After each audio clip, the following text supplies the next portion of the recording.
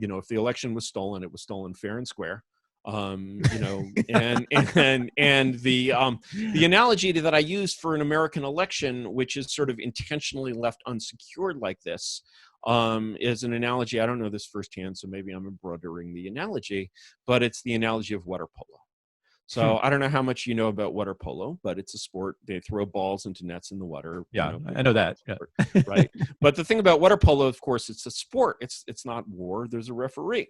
Yeah. But the thing is, here's the thing about water polo. The referee is above the water. They don't have like underwater video assistant referees or anything. Right. So that's the where referee is above all the the water. Goes on underneath. Right. The water. So basically anything that you do under the water is fair game. So these guys are twisting each other's balls all afternoon. That's right. Right. And so the thing is that if you're playing a game of water polo and you choose to regard your game of water polo as a game of rules water polo above the water, you're going to lose. Yep. You have to be down there twisting balls, or you have to basically get a referee under the water. And so the thing is that what's interesting is that this reality makes the election actually sort of more real than it pretends to be, because it's not just a contest of counting heads. It's a contest. It's also a contest of twisting balls.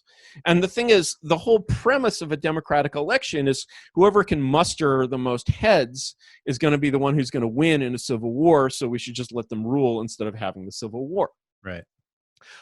Very sensible kind of game theory perspective. Okay. But the more sort of realistic, if instead of just counting heads, you're actually counting the ability to be effective in this kind of ball twisting election fight, then you're basically like, actually, the strong have earned the mandate of heaven here. Okay.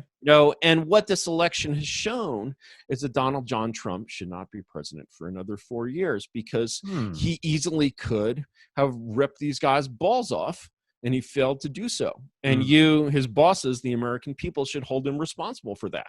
You should hold him responsible for failing to drain the deep state. You shouldn't be like, the thing is that, I hate to say it, now as we're coming to the end of Trump's term, I'm more comfortable criticizing him. And, what I would say to the American people, it's a very kind of, it's really I'm not a pickup artist, I'm a happily married man, but it's really a pickup artist message, is that, like, you've had this wild fling with Trump.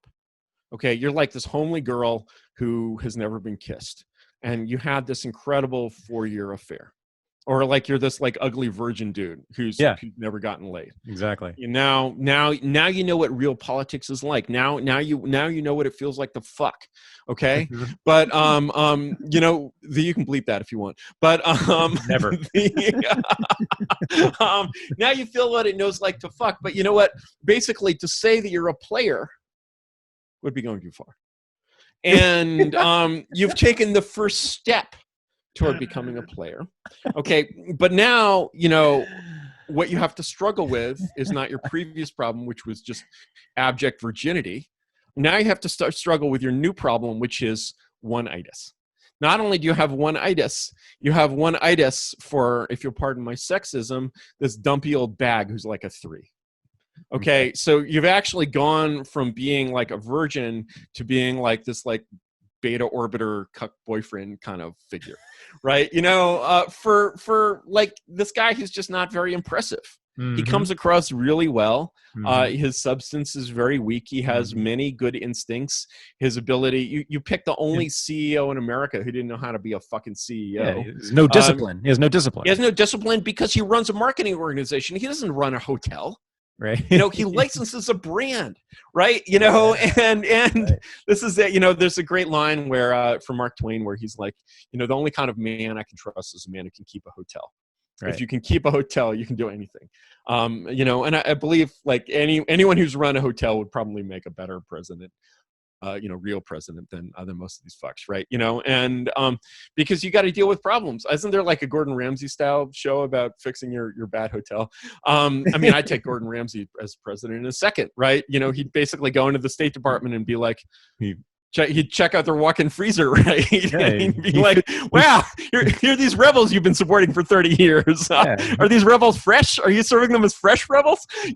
Gordon Ramsay fits your politics perfectly, doesn't he? Yeah, he does. He's not eligible, but that's just a detail. I mean, this whole eligibility thing is overblown. Listen, Americans, if you elect a guy who's not eligible and he takes power, do you think anybody's really going to stop him? You got to learn how this stuff actually works.